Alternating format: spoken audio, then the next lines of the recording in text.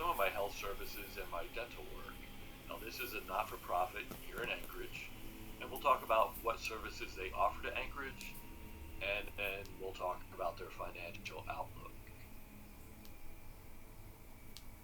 What I'm about to cover is the scope and purpose of this not-for-profit organization, the ANHC. Then we'll talk about their budget, we'll talk about their expenditures, we'll talk about funding statistics, and then how this organization makes contributions to Anchorage residents. I really like their mission statement, so this is a good way to kick it off. And their mission statement is to be a trusted partner in every person's wellness by providing integrated, compassionate, and high-quality health care, regardless of ability to pay. Okay, about the purpose and the scope of ANHC, which is, again, the Anchorage Neighborhood Health Center. It's a non-profit organization that provides comprehensive healthcare services to individuals and families residing in Anchorage. It was established in 1974, and the health center serves as a community-based medical home for over 20,000 patients per year. Now, ANHC provides a full range of primary care services to patients of all ages, so kids to old people, including pediatrics, internal medicine, family medicine, OBGYN services, and additionally they offer dental services. Or additionally, they offer behavioral health and counseling and social services, and they also have a pharmacy. Now, they are a federally qualified health center, and they receive federal funding to provide care to underserved populations. The health center offers a sliding fee scale for patients who may have limited resources, and they offer a financial assistance program for those who are unable to pay. ANHC also collaborates with other organizations to provide services such as preventive healthcare screenings, health education, outreach programs, and other programs to promote healthy living among the community they serve, which is our city of Anchorage. So overall, ANHC is committed to providing high quality, affordable, and accessible health care to the diverse communities in Anchorage. The organization's contributions to the community include improving health outcomes, reducing health disparities, and promoting overall well-being among individuals and families. Now we get into why we're here, which is the accounting aspects of ANHC. So we're going to talk about the assets, liabilities, revenues, expenses, operating income, the increase of 2021 over 2020. That was the last year I had access to the documents. And then we'll talk about the change in net assets again from 2021 over 2020. So this all comes from the financial audit. So let's get started.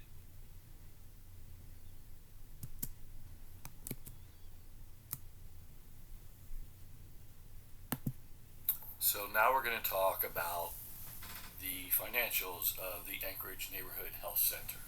So first we'll look at the balance sheet, and this was dated June 30th, 2021. So we'll look at the assets. So the current assets as of June 30th, 2021 were total of $7.236 million. Now that broke down into cash and cash equivalents of $3.74 million. Assets limited as to use was $20,318.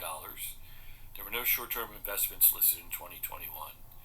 Patient accounts receivable were $1.6 million. Grants and other receivables were $1.1 million. Estimated accounts due from third parties were $101,916. There were no contributions receivable in 2021 as compared to 2020, where there were $240,000. Their inventories went down a little, so in 2021 they had $461,000 in inventory, and as opposed to $561,000 in 2020. Their prepaid expenses and other, whatever that is, were $239,748 as compared to $182,916 $985 in 2020. So again, the total assets actually went down between 2020 and 2021. So as of 2021, they had 7.23 million and 13 million in 2020. The assets limited to a use were 7 million, which is internally designated, or held by a trustee, was 251,000 in 2021 versus 244,742. Not a significant difference. However, you can see that 7 million held internally certainly changed the numbers from 2021 to 2020. So let's talk about property and equipment. In land, they had almost $5 million in both years, so identical. So apparently they didn't depreciate it. Oh, yes, they did later. Buildings and leased improvements, they had 20.5 million in 2021, as opposed to 20 million in 2020. For furniture, fixtures, and equipment, they record 6.6 million in 2021 versus 6.4 million in 2020. And then they have construction in progress of $35,399 as opposed to $14,650 in 2020. Then they do deduct accumulated depreciation for both years, and the results were total property and equipment in 2021 were 22,473,000 as opposed to 22,812,000. So total assets didn't change that much. They were 36,941,269 in 2021, and they were 35,954,414 in 2020. Now we'll talk about their liabilities. Their current liabilities were total of 3.685 million in 2021 versus 2.132 million in 2020. That breaks down into long-term debt, which was 2.27 million, accounts payable of 311,000, accrued expenses of 1.1 million.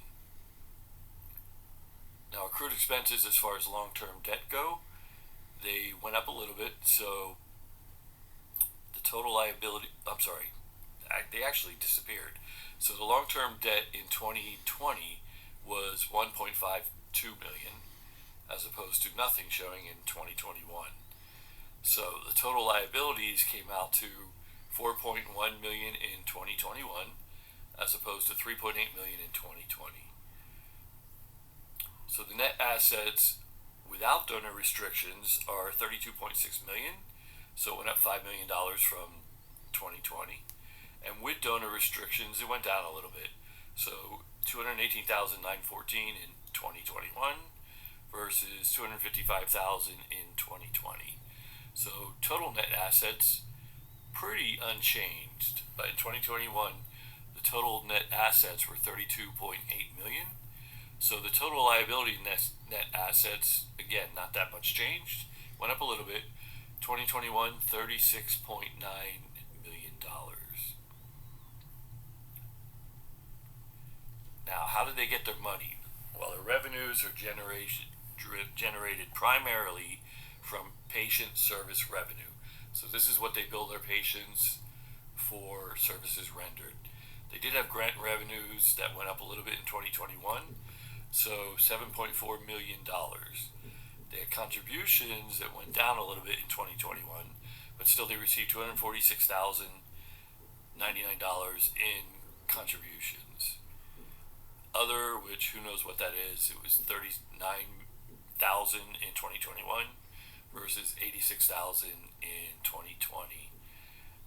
And then net assets that were released from restrictions in 2021 were $28,000. Nothing in 2020.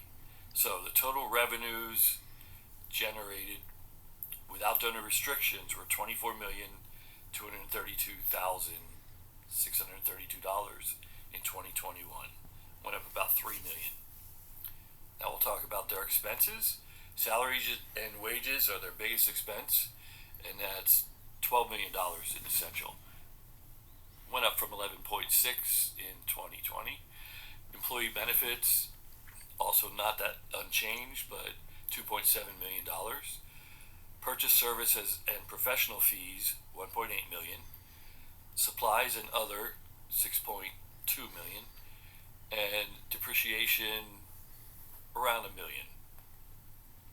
So their total expenses and losses were $23,668,000 in 2021, a little higher than 2020. So they did have an operating income in 2021 of $563,894. So better that than what they did in 2020, where they had an operating loss of about $383,000. They did have other income, so they had investments that they hold, and the investment returns were $136,000 as opposed to $103,000 in 2020. So in essence, they did have an excess of revenues over expenses in 2021 of $700,000 as opposed to a deficiency in 2020 of $280,000. So bottom line here is in 2021 they did have an increase in net assets without donor restrictions of $700,000 as opposed to a net decrease in 2020 of $194,000. Now we'll talk about restrictions. So the net assets without donor restrictions in 2021 were $700,082. That's opposed to a deficiency of $280,000 in 2020. Now they did have a grant in 2020 of $85,650 that does not appear to show in 2021. So the increase in revenues without donor restrictions is $700,082 total in 2021 versus a net deficiency of $194,000 in 2020. Now with donor restrictions, they had a net deficiency in 2021. So contributions were down $7.5 million. Net assets related from restrictions or released from restrictions were $28,600. So the change in net assets, they had an overall gain of $663,906 in 2021. At the beginning of the year, they had $32,166,051 as opposed to almost the same in 2020. And the net assets at the end of the year were $32,829,957 in 2021. Again, not that much change from 2020. Now we'll look briefly at statements of cash flows. So what I want you to see basically here are the changes. So the net cash provided by operating activities was $1.6 million in 2021. So that went up significantly from $438,000 in 2020. Investments, bad. They lost money on their investments of $789,000 in 2021, but it was better than 2020 where they lost $3.2 million. So bottom line here is the cash and cash equivalents restricted cash equivalents were $4.5 million at the end of 2021 as opposed to $3.7 million at the end of 2020.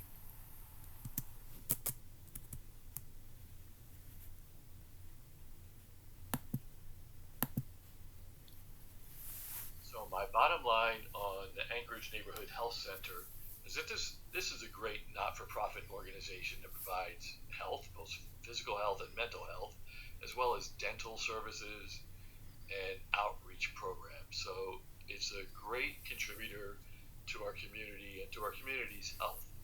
They are funded by federal grants, local grants, private funding, corporate funding, and by service fees that they render to their patients on a sliding scale basis. I hope that they continue to thrive because they provide a great service to Anchorage and to the whole community.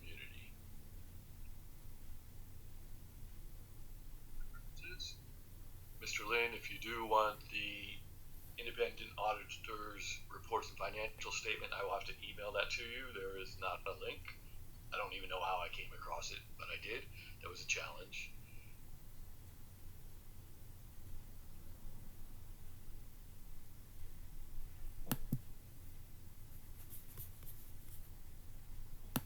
Good afternoon, and thank you for coming today. Today I'm going to talk to you about a